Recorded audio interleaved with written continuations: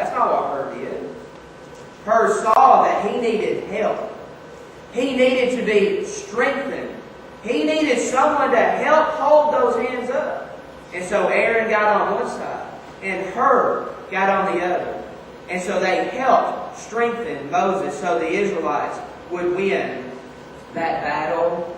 But you see, what he did is he became what we call a team player. You know, he made the hands of the man of God steady throughout an unsteady situation. Now, folks, I think about this for just a minute.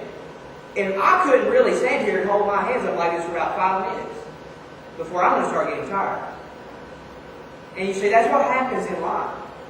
We get tired. But, you know, the battle is raging.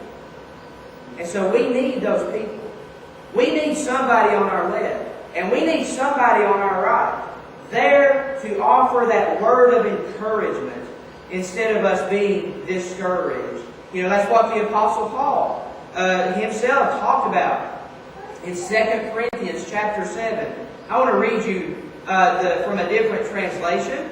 2 Corinthians chapter 7, verse 6. He says, "Then the God who lifts up the downcast lifted our heads and our hearts with the arrival of Titus."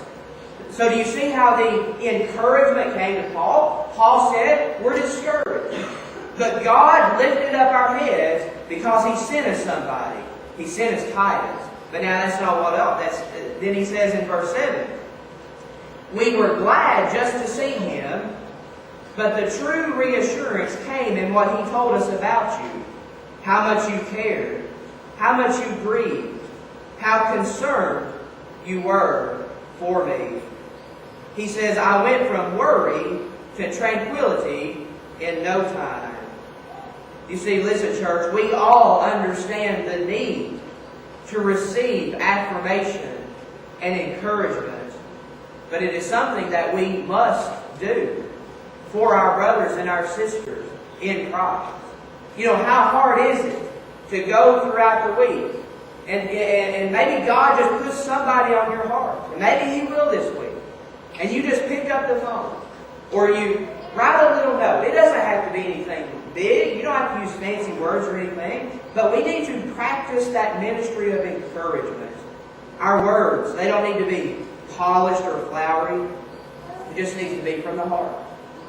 Maybe it's just a verse that you read in the Bible. I like reading the Psalms. And you know, because those verses, they're kind of good verses to strengthen and encourage you throughout the day. And so maybe you just read a psalm or something, a verse, and you say, well, you know, so-and-so could use that. And so you just send them a little email. Or you just pick up the phone and you call them. And you say, just wanted to encourage you. Just wanted you to have this word from God. A note of encouragement. You see, the most important thing is that we ask God, who needs our encouragement, but then we take the time to do it. We need to strengthen the weary. The second thing is this. We need to straighten our path. Straighten your path. Look in verse 13 there. He says, "And make straight paths for your feet, so that what is lame may not be dislocated, but rather be healed." John MacArthur says of this verse, he said, "And make straight the path for your feet," refers to staying in your own lane in the race. When you get out of your lane, you not only disqualify yourself, but you often interfere with other runners. And so we are cautioned here by the writer of Hebrews to make straight the path. In other words, what he is saying is, watch how you are being an influence to others.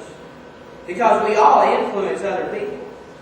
Whether you realize it or not, you influence others. And it's either in a godly way or an ungodly way. And so it is a reminder for us to make our path straight. In other words, take care that you are not a stumbling block to those who travel along life's road with you. He says there, so that what is lame may not be dislocated. I've never dislocated anything in my body. Any of you? Maybe. I don't know. but I've heard it's kind of painful. But you know, if you dislocate something, that carries the thought of having thrown something out of joint. In other words, it's not in the correct place. It's not working properly.